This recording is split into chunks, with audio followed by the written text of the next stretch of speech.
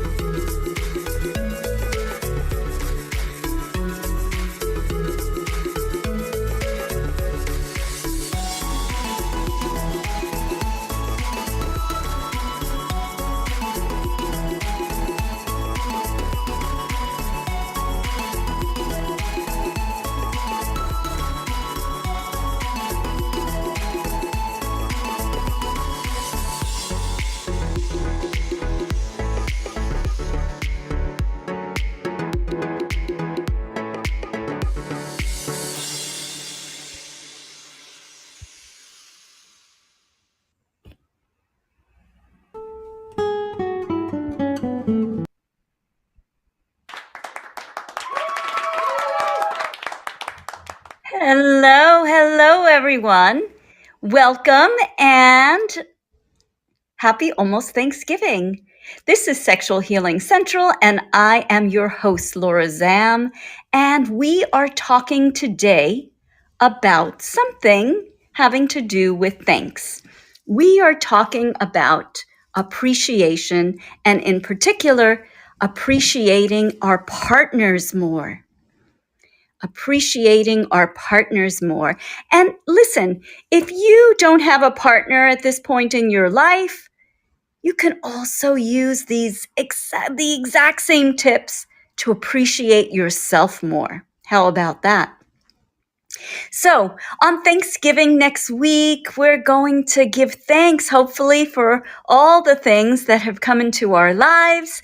And maybe you've got a significant other that you want to thank on that day. Well, I would like to give you some strategies for thanking or appreciating this person on an ongoing basis. So I hope that you can use these tips, and let us get started. All right. What I want to do is actually reverse engineer this. So some of you may have heard of this study that was done in 1992 by John Gottman, who is a famous psychologist and sex researcher, relationship expert, he and his wife, and they founded something called the Gottman Institute. And John Gottman put out a survey in 1992 and asked all kinds of questions. It was married couples, and asked all kinds of questions with regard to behaviors, how they treated each other, how they responded to each other. And Gottman took in these results, and then he made a prediction. Based on what he found through these surveys, he predicted which of these couples would get divorced. And guess what? He was able to predict divorce with almost 94% accuracy. Almost 94% accuracy. And the way he was able to do that was by looking at certain kinds of toxic behavior and seeing that relationships were very unstable because of these behaviors, and that they would inevitably deteriorate or continue to deteriorate because of these behaviors. So There are 6 main behaviors. I'm not going to go through all of them, but I do encourage you to look this up, to just Google John Gottman and divorce prediction, and you will find that, or you can go to his website. It's just Gottman.com, Gottman.com, and you can find all kinds of information. I have no affiliation with John Gottman, but I do really want to spread the gospel of what he's talking about. And for our purposes, I'm going to reverse engineer just one of these toxic behaviors or communication breakdowns, really.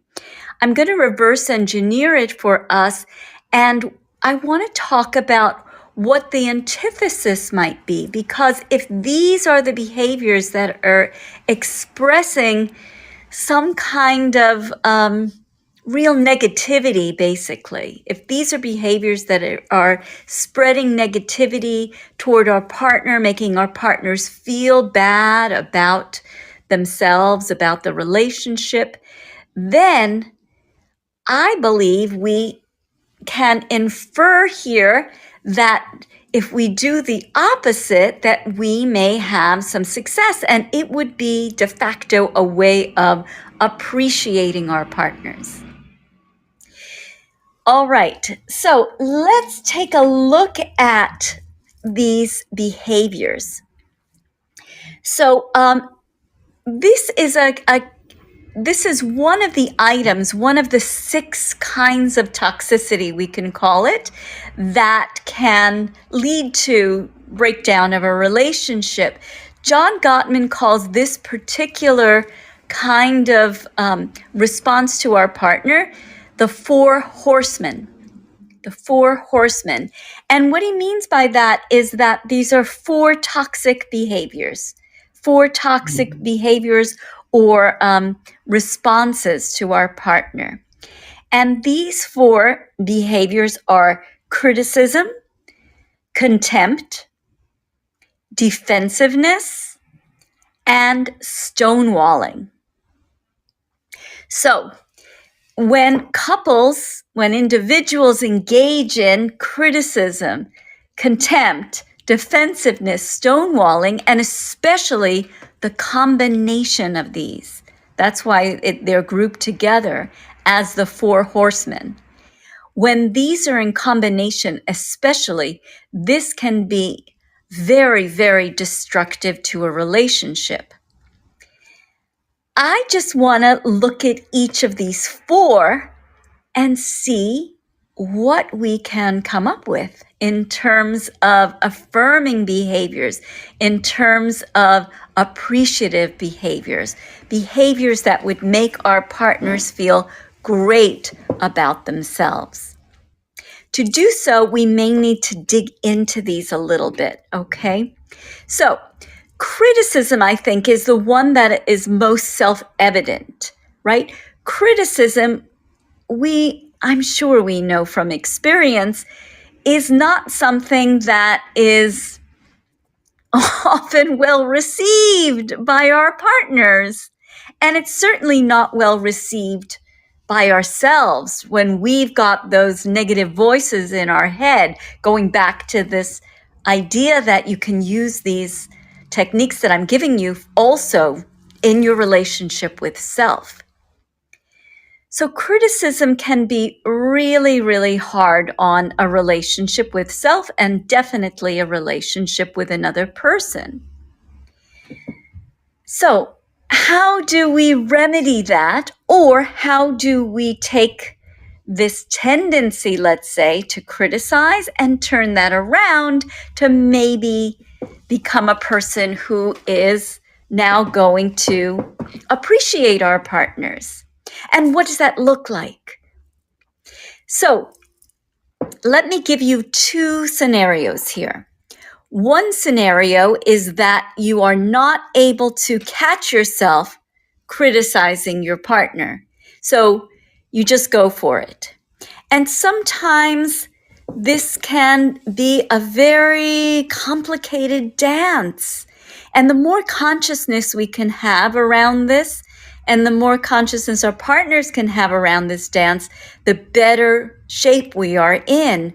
And what I mean by a dance is that sometimes there can be a subtle but wounding tit for tat that happens in a relationship where one person says something that is hurtful to the other person. And it may be that they're venting, right? They're angry about something else and they just take it out on their partner because their partner is there, right? Or it could be something that happened earlier in the day, even the week before, and now they feel a need to retaliate, right?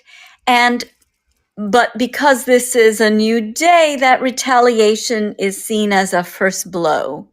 And now our partners feel that they need to now up the game and retaliate given our retaliation from last week. As I said, this can be complicated, and I hope I am describing what many of you may have already identified in your own relationship, this complicated dance of punishing our partners through criticism. Punishing them because we don't feel good about ourselves, punishing because we're angry about something, punishing because our partners punished us or criticized us at another point. Whatever the rationale, we lash out in this way. We say something nasty. We may or may not be aware that that's going to be the response. We may be joking entirely and maybe blindsided by the fact that our partners are hurt by this. Regardless, we've just criticized our partners and they may not take that very well. So, first scenario is we were not able to prevent this from happening. So what do? Well, one thing that we can do is we can make amends. Definitely. We can apologize and apologize authentically, please. A bad apology or a non-apology is a rationalization. Well, I was just joking, or, well, I didn't think you would take it that way, or, well, I'm just getting back at you because yesterday you said such and such, right? That's a rationalization, not an apology. So just apologize authentically without explaining why you did this. That in and of itself can go a long way and express appreciation inherently. You can also, and I do recommend it, take an extra step and give your partner some kind of compliment, some kind of gift of some sort. It doesn't have to be monetary related, though it can be a little bit of a gift if you would like. Show your partner that you are thankful for them.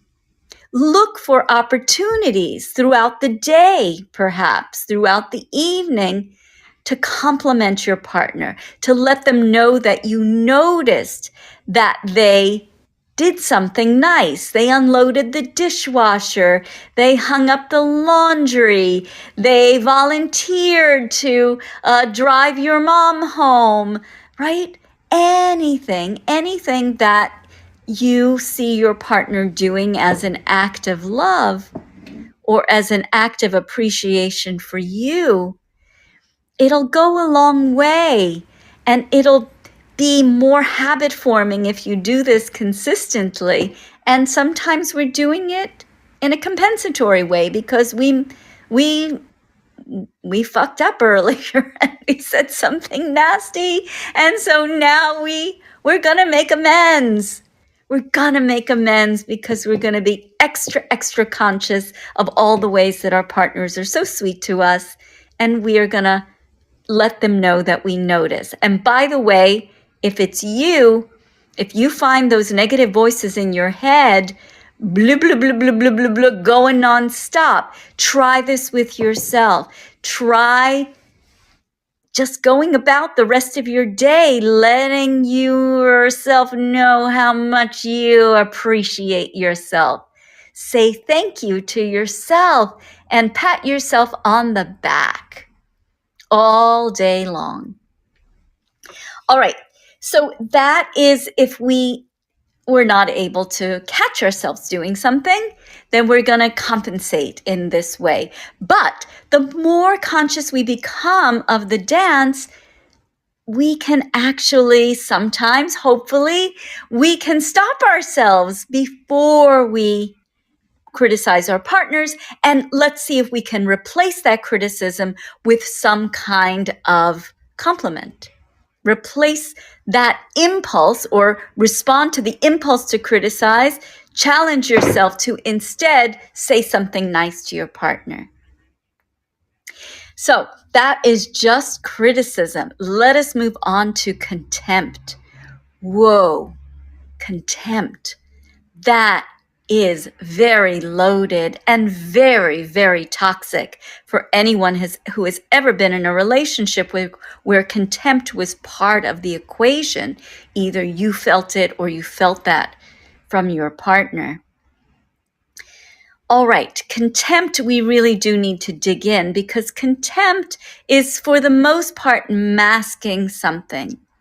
Often what it's masking is some kind of dissatisfaction, though it can also be resentment or anger. But contempt in and of itself is a symptom. It is not a cause. So if we are experiencing contempt in our relationship, we need to dig to figure out what the heck is going on. Now, we are talking here about us appreciating our partners, so we're assuming here that we're the ones who are expressing contempt to our partners. And so let's see what we can do. Number one, as I said, you want to see what is underneath that. Now, let us say that what is underneath is disappointment, which mostly it is some kind of disappointment. But like I said, resentment, anger can be a part of that. The disappointment expressed as contempt is an act of powerlessness and hopelessness.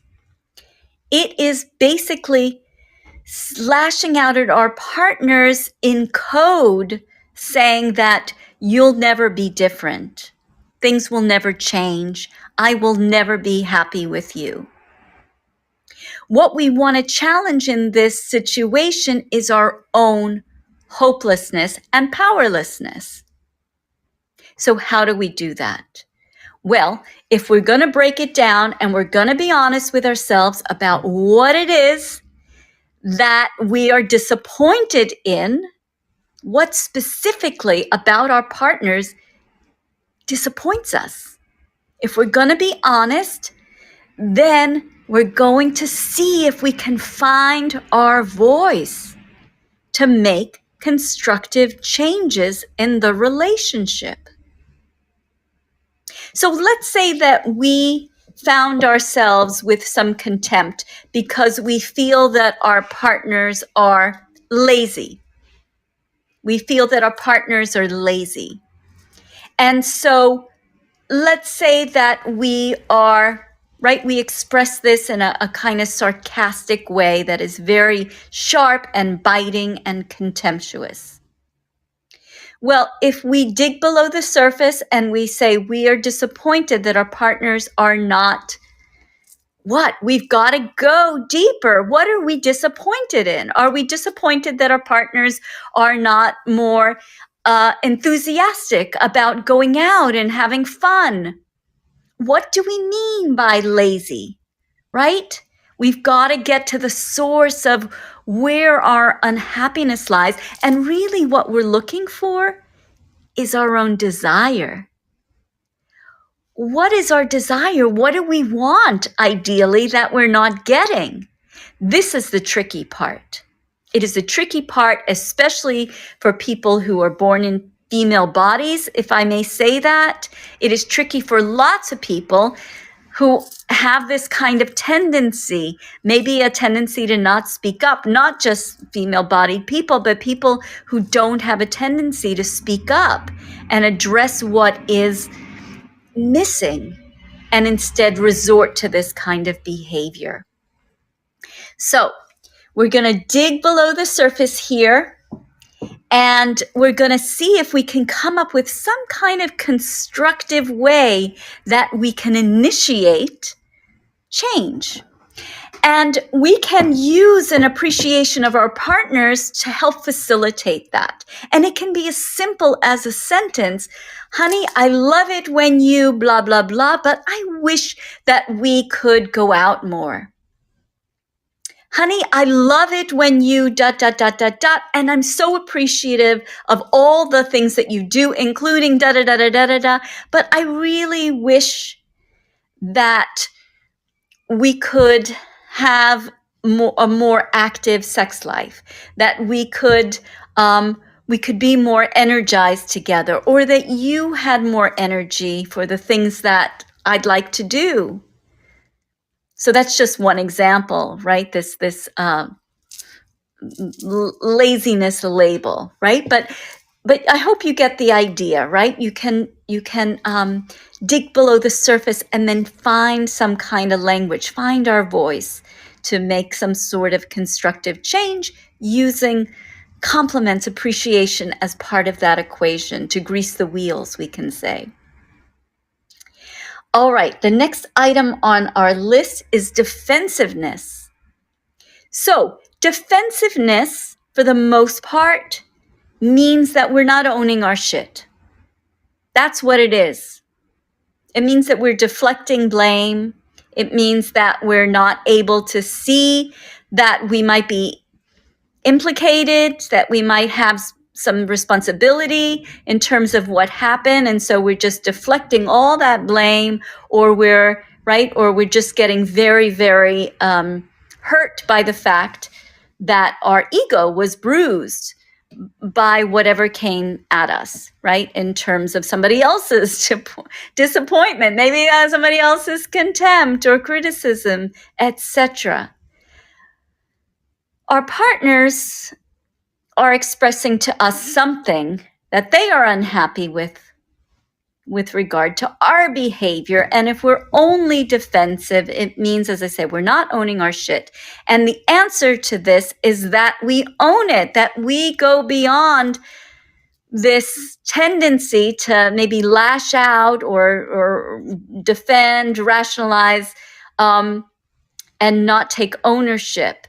We want to go beyond all that, and we want to see what is it that maybe we're not able to face, right? What kind of growth do we need? So this defensiveness often points to our own need for another level of self-growth. So I've got a fanciful solution to this particular problem, and that is, since we've got the holidays coming up, often people engage in gift giving during this time of year. If you are a person that is prone to defensiveness, then create a wish list on Amazon or bookshop.org, another bookstore, or just write it as a list and identify some kind of self-help book that addresses defensiveness, or that addresses some kinds of relationship health, right? Process for relationship health. Identify that and ask your partner to buy this for you for the holidays, whatever holiday you celebrate. In other words, let your partner know that you are on a journey to deal with your defensiveness. This can be a wonderful way of letting your partner know that you appreciate them, and they're going to appreciate you because they're going to give you a gift. How about that? Another way that we can deal with our defensiveness is to what I call volunteer vulnerability. Defensiveness is a way of not being vulnerable, not feeling that it is safe for us to be vulnerable, feeling that we're going to really crumble if we are, or be hurt if we are vulnerable. And we can practice being vulnerable with our partners by volunteering vulnerability. So we may a particular moment get defensive, but just as we can maybe compensate for a moment when we were hypercritical of our partners, we can also compensate for having been defensive by maybe later in the day or the next day volunteering some vulnerability. And this can look like, for instance, hey, I was thinking about what you said, and I think I'm just really scared.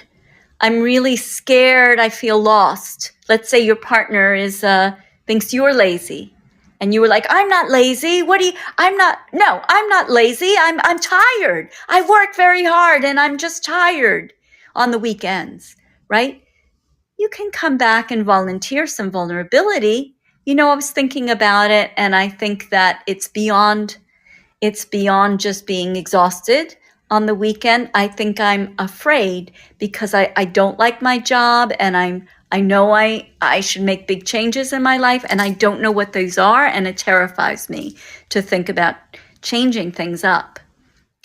Right? Volunteering vulnerability means often expressing our fears, but we can practice that and get better at that.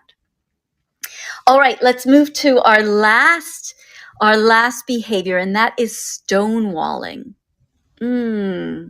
Stonewalling. Stonewalling means just withdrawing, right? So it could be walking away, could be, I can't talk about that. I don't want to talk about it. Sorry, right? Just not engaging with your partner, not giving them the opportunity to really communicate with you their feelings and what's going on with them. And stonewalling can, of course, have a relationship with that defensiveness, but it goes beyond that because you're not even allowing the conversation to take place often, right?